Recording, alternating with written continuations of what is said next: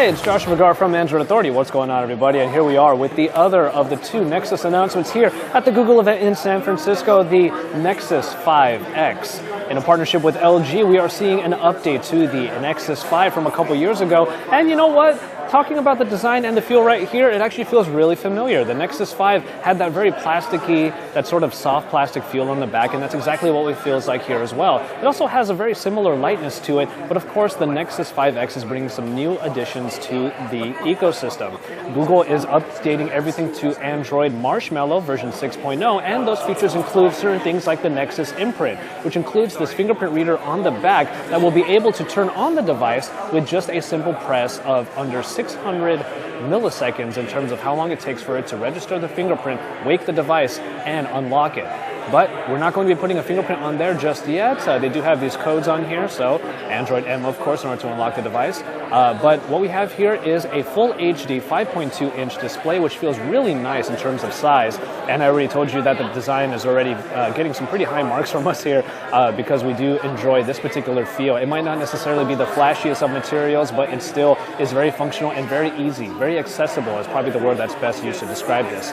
Underneath the surface of that full HD display is a Snapdragon 808 with 2 gigabytes of RAM, which might be a little bit paltry compared to all of the other heavy needs that the other devices have. 3 gigabytes might have been better, but that's what you get in the Nexus 6P.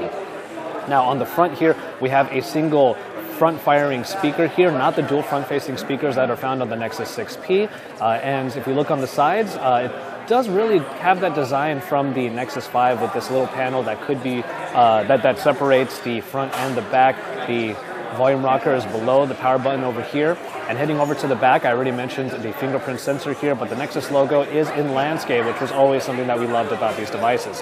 The camera package is actually very similar to that of the Nexus 6P. Not only are you going to get almost 13 megapixels, I should say, but it will also provide an updated application that provides a number of different functions, not the least of which is UHD 4K capabilities. Now I'm over in the video portion right now. If I go back to photo, you'll be able to see that HDR Plus is right here and is easily changeable using this one toggle right here. We are going to get our hands on these units soon enough so we can show you really if the camera quality is up to snuff, so we're really looking forward to that.